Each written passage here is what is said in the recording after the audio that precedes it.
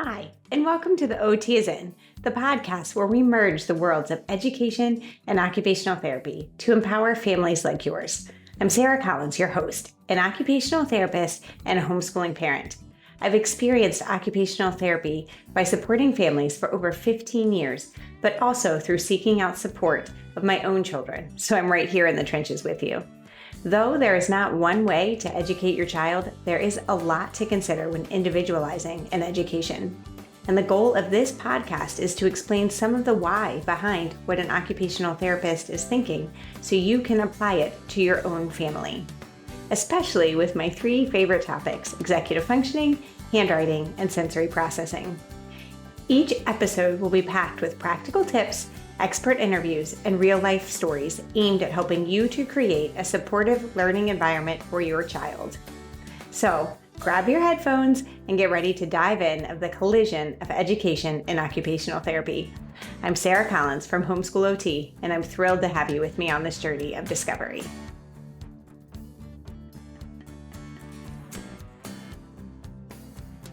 Hey, and welcome back. In this episode of the OT is In, I, your host Sarah Collins, share our story about my journey both as a homeschool parent and occupational therapist, as well as my son's vision story. He allows me to discuss the challenges he faced due to preterm birth and the subsequent impact on his visual attention and eye movements. I explain how my son's struggles with reading and writing led me to seek help from a developmental optometrist and explore alternative methods to strengthen his visual skills. The goal in sharing our experiences is not to have you take every idea I share and feel pressure to incorporate it into your homeschool, but instead to spark curiosity and encourage you, the homeschool parent, to absorb, observe, and support your children's unique learning styles. So tune in to uncover the importance of considering vision in the handwriting puzzle and the power of seeking support in your homeschooling journey. Welcome back. This month on the OT is In podcast, you have heard about handwriting, but not the typical curriculums or common tips of fine motor play that you may often hear as primary recommendations when a person asks for handwriting help on social media.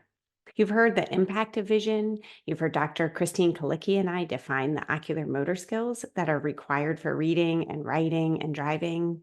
You've heard my good friend Kim Wilson and I talk about a way to target vision outdoors during play.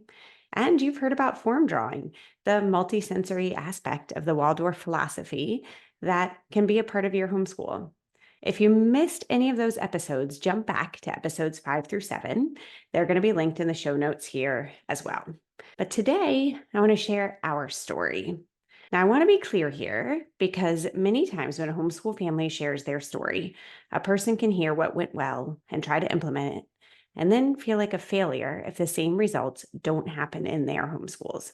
Each of us have different environments, kids with different skill sets, and kids with different interests.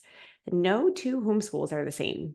This individuality is the greatest asset of homeschooling, but it can also be the greatest hardship when you're trying to problem solve or to plan the next day, week, year, or even with starting with the end in mind. So as I go through this, I'm hoping to share the why behind my decisions as a homeschool parent and occupational therapist.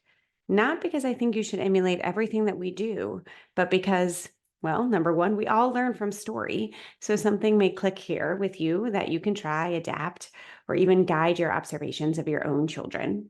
And two, because homeschooling is not alone schooling. So as I share my thinking, I hope that you'll feel supported and can feel confident in building the team of supports that your homeschool needs. So whether that's with Homeschool OT consulting or classes or the membership or with other service providers in your local area. So this story starts a little over 13 years ago with the birth of my son. He was born a little before 34 weeks. Since most of you are likely parents here, you recognize that this is early, but barely even qualifies as premature. Instead, it's referred to as preterm birth. So why does this matter? Well, let's look at development for a minute. According to the Charlotte Lozier Institute of Vision, eyes begin to develop at 5 weeks gestation. But then eyelids actually fuse together around 10 weeks and only reopen around 26 weeks. But eye movements can be detected by ultrasound, so behind those lids, in week 14, and can even reveal whether a baby is awake or asleep or dreaming, start in week 30. Then pupils begin to constrict and dilate around week 31. And then around week 34, the eye muscles should be developed enough that a baby or person would be capable of visually tracking objects. So remember, this was just after my son was born. Week 34 would have been just after he was born. So, again, why does this really matter? Well, when a baby, a child, or let's think about adult experience, if you experience stimulation before your body is ready, it can affect the ability to organize, or in OT terms, to integrate that sensory stimuli, which then affects your visual attention and your sensory processing. Now, a recent study published in 2021 by the Journal of the American Medical Association completed a systematic review and meta analysis of 53 studies. It included 2,047 preterm born and 1,951 full term born neonates and infants.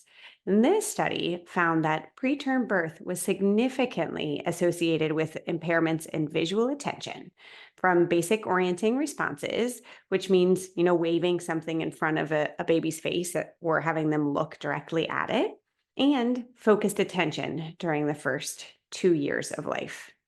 So I'm sharing this research because though I'm an OT, early vision was not on my radar as a new parent or as a parent of a busy toddler and her infant little brother. I was more focused on changing diapers, on feeding, juggling my work, because I was working full time at that point, and my toddler chasing time. Looking back now, I know that my little guy was a mover. We actually have videos where I would be calmly reading to my daughter in the background while he literally crashed into walls or jumped on the extra crib mattress we had downstairs. Because, yes, he was out of a crib before age 2 because he just climbed everywhere. He was not to be contained, so we put him in a bed and we kept that extra crib mattress for crashing. And so he had a place that he could safely jump. So in these videos, he was very vocal with sounds, but very, very few words. In fact, he didn't form words until after early intervention. We had an educational specialist instead of a speech therapist. Talked about that in episode 1.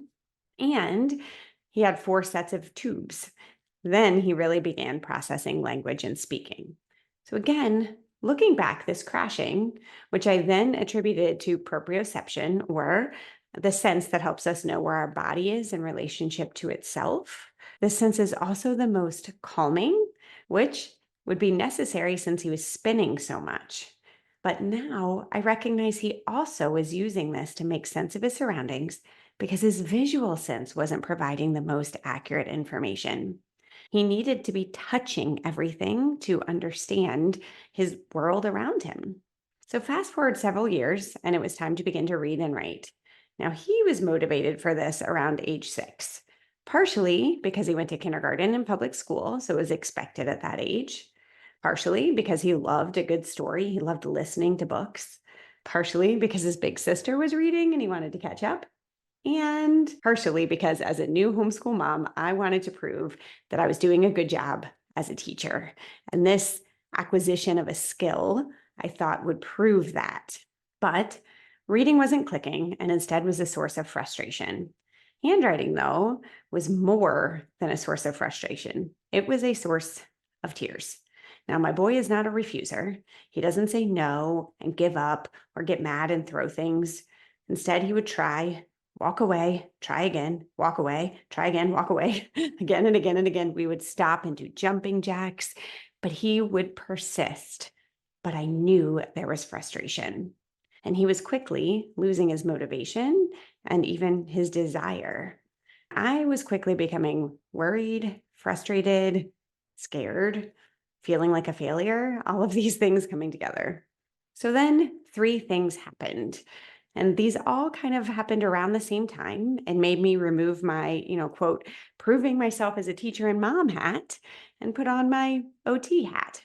So now that I think of it, it's also immediately before the homeschool OT business became suggested to me. So perhaps homeschool OT and me putting back on that OT hat is some of the beauty that came out of this struggle. So, anyway, all right, the things that made me realize and recognize that I should be looking within my OT hat as well. Number one, my daughter looked at him trying to do copy work. Now, Charlotte Mason, maybe not directly, but through her books, told me to do copy work, and I was following this to a T. So remember, I was not yet confident in my ability to homeschool and not yet trusting my own observation of my children. Annabelle, my daughter, said, "Mom, cover up part of the words. He feels overwhelmed." Imagine that. My then 8-year-old was more willing to stray from the norm or the correct way of doing things than her OT mom, who was literally trained in activity analysis. The second thing, my son asked me how we read and write when the words are moving on the page. Oh, honey, the words were not moving on the page. The third thing, my son was smacked in the face by a Frisbee because he literally did not see it coming. His black eye and my neighbor's guilt, she was the one throwing it to him, turned into a catalyst for searching out the help that we needed. And for a brief time of my own personal mother's guilt, because wow, did I have some of that. So these three instances allowed me to stop trying to keep up with grade levels and to look at my children's specific skill sets, and then to take the next steps in their specific journey. Or, in the words of Elsa, to do the next right thing. Before we continue, I want to take a second to invite you to the Handwriting Focus Group. In episodes 5 through 8 of the OT is In podcast, we're discussing handwriting. But you'll notice it is only one aspect of handwriting, vision. The month-long focus group is a deep dive into the complex task of handwriting. Led by me, Sarah Collins, a seasoned homeschool mom and occupational therapist who understands your challenges firsthand. Join us as we tackle the tough questions. What are all the skills needed to write a simple sentence? How and why do the required skills get more complex as expectations grow? What is dysgraphia and how do you address it? When is it time to embrace technology over traditional handwriting methods? And most importantly, do we really need to write in the digital age? So you'll see there are so many more questions that we can target through that group than here on this one podcast. Restore hope and confidence in your homeschooling journey. Sign up now and let's revolutionize your approach to handwriting together. You can find the group in the shop at homeschoolot.com or specifically homeschoolot.com/shop/handwriting-focus-group. Now, back to the show. So we started with an assessment by a developmental optometrist, which then led to vision therapy. The goals were to strengthen his eye muscles because he had convergence disorder and visual scanning insufficiency. And we began with office visits 2 times weekly and homework at home. And it quickly became obvious that the exercises were great for a person that's motivated by exercise, but he at the time was not. Well, now as a 13-year-old hockey player, he loves anything in the world with the word exercise in it. Strength, making gains, all of it. But then not so much. So what did we do instead? Well, I'm going to give you a number of things and ways that we adjusted our environment. Number 1, we stopped writing. The frustration while we were working on these skills was unnecessary. So instead, we worked on handwriting without handwriting. Now, we didn't pause for forever. He's obviously writing now, but we paused for enough time for his eye muscles to strengthen. Think about, these are literal muscles. Think about if you're asking your child to pick up something heavy and they're not strong enough to do it. Are you going to force them to strain their back and pull out every muscle just so that they can carry that box or whatever inside the house? No, you're not. You're going to help. And this was literally his muscles were not strong enough. So we had to make the adaptations. So the second thing we did was rearrange everything in my house to go from left to right. I'm talking games in the closet, my spices in my cabinets, the clothes in the dressers. Yes, I did like the Marie Kondo roll up. So we had to look left to right throughout to just put on a shirt. We did everything to naturally encourage the sequence of left to right. The third thing, we drew. If I had known about form drawing at the time, then I would have done it. But instead, we used Art Hub for Kids on YouTube. He could hear the language. The host of that is so clear and concise in his directionality. So draw a line down or a diagonal line across, go back to the middle and make a circle. And those spatial terms were things that he understood and could help him to form the accurate picture and really enjoy it. We built Legos, number 4. Remember how I talked before about his body awareness? Well, this is an amazing thing about not trusting his visual scanning. It's actually a strength. Spatially, when he could use his tactile sense, he could build anything. So remember, it was the actual muscles of his eyes, or what we call the visual hardware, that were the problem. But his brain, or the visual software, was not. We once visited the Philadelphia Art Museum, and he came home and literally built that museum out of Kipa blocks. You can visit the show notes to see a picture of it. And it was so accurate that you could even envision yourself as Rocky running up the stairs. It was fascinating. So these visual spatial skills are still one of his greatest assets. Last year, he built a replica of our entire house out of Legos. I'm talking beds, closets, pictures on the walls, the drum set in the basement, everything. I'll link that Instagram post in the show notes as well. The 5th thing we did was place binoculars by the window. Now, this helped with convergence because he would look at something really far away and then he would look down in front of him and draw it, and then look back out and find another detail and look back down in front of him again. So he was not only looking far away and close up, but as he would track that object in, that's where the convergence came in.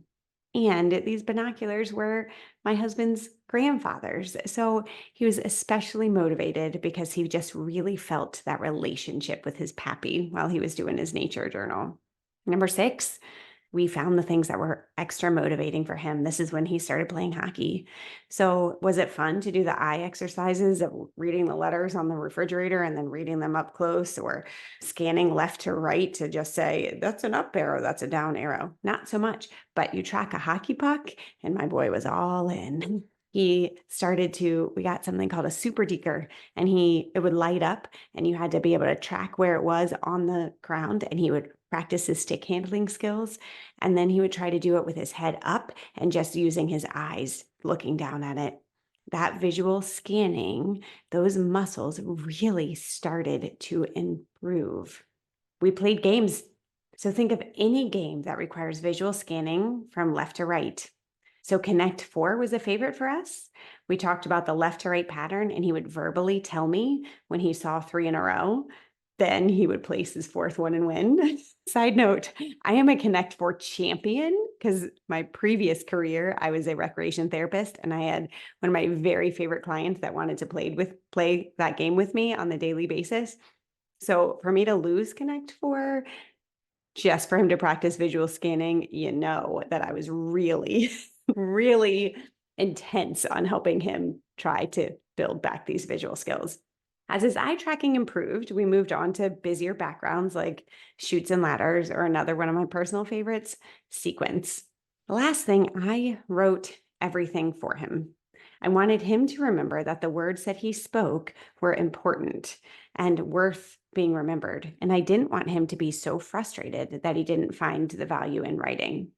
He would then read back his narrations. So yes, most were memorized. You can tell by he would read the words Spanish Inquisition when he struggled to read the word ball in a book. So at this point, you're probably asking, great, did he catch up? And this is how you know that I've really progressed as a homeschool parent, because now I answer, catch up to who? Why exactly does that catching up really matter? He has very amazing strengths. He has a love for literature. He is strong at getting his point across in writing, though it is mostly using talk-to-text features on the computer. But he does write for note-taking. Now, if you remember how much of a mover he was as a little one, he still is. And it's important for him to be able to do something with his hands to keep his body busy during our weekly co op. So, since he hasn't outgrown that movement, instead, he's grown into it, we've found a different way for him to use his body. We've tried all different types of note taking this year, and we've settled on sketch noting with a mix of outlining altogether. It's a little more abstract, but it is what is working for him. So, as you can see, vision is one of the pieces of the handwriting puzzle, and it's one that's often overlooked. And without the signals, I didn't ask. And he didn't know to tell me because if this is all you've ever seen, how would you know that it's not what everyone sees? But if your child is struggling with handwriting, ask the questions. Ask, do you ever see two of something? Do the words move on the page? Do your eyes feel tired? And then seek help. Arrange your environment to encourage these visual patterns. Play outside using the body and the visual sense together, and trust that you're working on handwriting, even if you aren't holding that pencil. If you resonate with this at all, remember you don't have to mimic everything that worked for us, but I hope you can begin the process to play detective. And our handwriting focus group is one of the ways that can really help you dial in on those skills. Thank you for being here. You do not have to go at this alone because I am here to support you.